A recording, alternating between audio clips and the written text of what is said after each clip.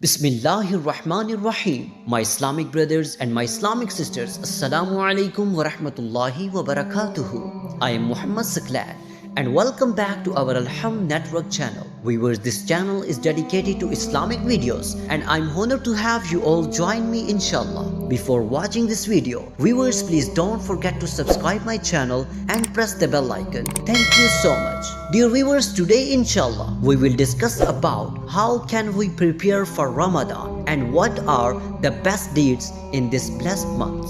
So viewers, the real nature of fasting in Ramadan. You have done well to ask this question because you have asked how to prepare for the month of Ramadan. Many people understand the true nature of fasting and they make it an occasion for eating and drinking, make special sweets and staying up late at night and watching shows on satellite TV. They make preparations for that long before Ramadan lest they miss out on some food or prices go up. They prepare by buying food, preparing drinks and looking at the satellite TV guides so they can choose which shows to follow and which to ignore. They are truly unaware of the real nature of fasting in Ramadan. They take worship and pity out of the month and make it just for their bellies and their eyes. So viewers, the 10 tips on preparing for Ramadan.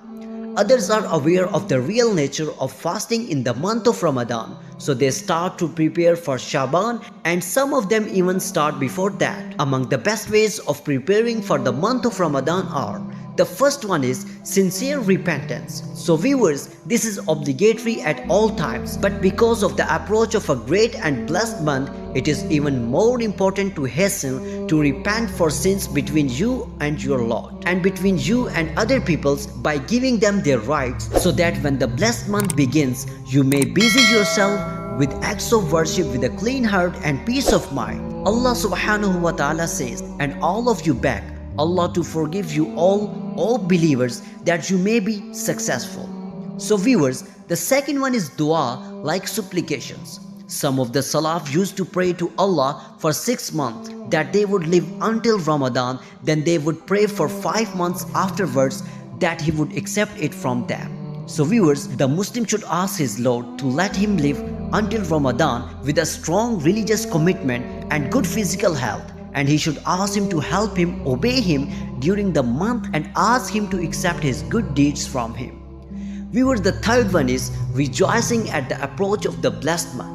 The arrival of Ramadan is one of the great blessings that Allah bestows upon His Muslim slaves, because Ramadan is one of the occasion of good in which the gates of paradise are opened and the gates of hell are closed. It is the month of the Quran and of decisive battles in the history of our religion. So viewers, the fourth one is discharging the duty of any outstanding obligatory fast. Viewers, Al-Hafiz Ibn Hajar said, from her keenness to do that in Shaban, it may be understood that it is not permissible to delay making up them until another Ramadan begins. Viewers, the fifth one is seeking knowledge in order to be able to follow the rulings on fasting and to understand the virtues of Ramadan. The sixth one is hastening to completely any task that may distract the Muslims from doing acts of worship. Viewers, the seventh is sitting with one's family members, wife and children to tell them of the rulings on fasting and encourage the young ones to fast.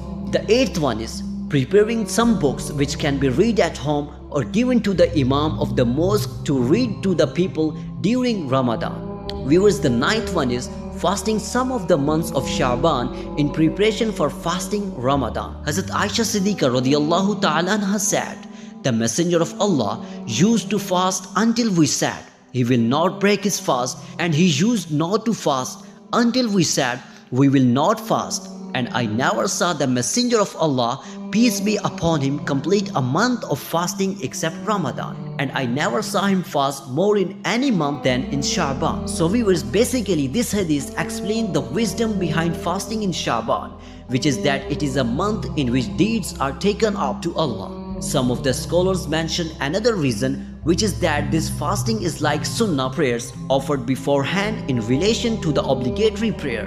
They prepare the soul for performing the obligatory actions, and the same may be said of fasting Shaban before Ramadan. Viewers, the 10th, last one is reading Holy Quran.